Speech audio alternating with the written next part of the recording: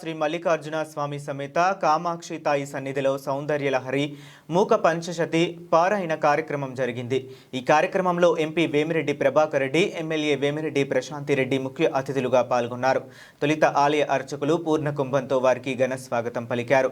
వేమిరెడ్డి అమ్మవార్లను దర్శించుకున్నారు. ఆలయ అర్చకులు ప్రత్యేక పూజలు చేసి వారికి ఆశీర్వచనాలను అందజేశారు. అనంతరం 500 మంది మహిళలు సౌందర్యలహరిని పారాయణం అనే అద్భుత ఆధ్యాత్మిక ఘట్టాన్ని వీక్షించి నిర్వాహకులను ప్రశంసించారు. అది శంకరాచార్యులు రచించిన సౌందర్యలహరి కేవలం శ్లోకం మాత్రమే కాదన్నారు. అది అమ్మవారి అనుగ్రహమని, దీనివల్ల ప్రజలకు ఆధ్యాత్మికంగా మానసికంగా ఎంతో స్వాంతన చేకూరుతుందని వారు పేర్కొన్నారు. ఈ కార్యక్రమంలో ఆలయ చైర్మన్ అశోక్ రెడ్డి, ఆలయ ఈవో ఆర్వభూమి వెంకట శ్రీనివాసులు రెడ్డి, ధర్మకర్త మండలి సభ్యులు, పలువురు కూటమి నాయకులు పాల్గొన్నారు. ఇటువంటి సత్సంగం జరగడం, ఇక్కడికి పద్మావతి అమ్మగారి ఇక్కడ వచ్చి మీకు అందరి చేత ఈ సత్సంగం చేయించడం, ఈ పారాయణం చేయించడం నిజంగా చాలా సంతోషంగా ఉంది. ఎందుకంటే నేను ఎప్పుడు జొన్నవాడ కామాక్షమ్మ వెలుస్తున్న ఈ కోవూరు నియోజకవర్గానికి ఎమ్మెల్యే అయినందుకే ఎన్ని జన్మల అదృష్టం చేసుకున్నాను అని చెప్పి నేను అనుకుంటుంటాను.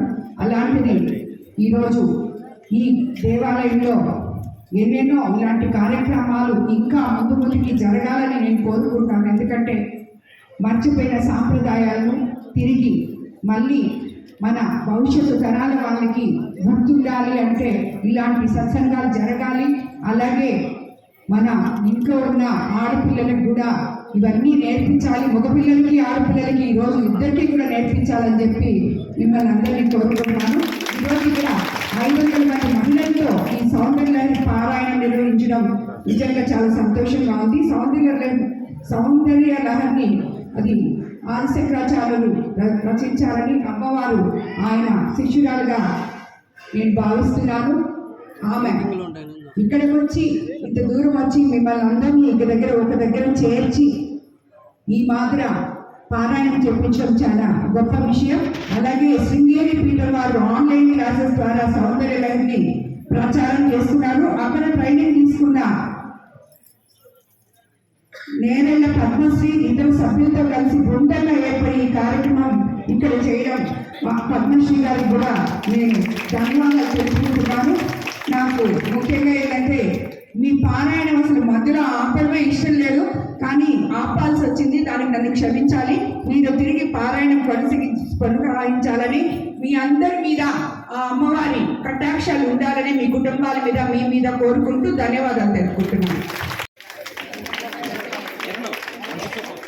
ఇంటర్నేషనల్ బుక్ ఆఫ్ రికార్డ్లో మన నెల్లూరు జిల్లా నుంచి జశ్వంత్ కుమార్, వీళ్ళకి మన ఎమ్మెల్యే మేడం గారి చేత చిన్న బహుమతి.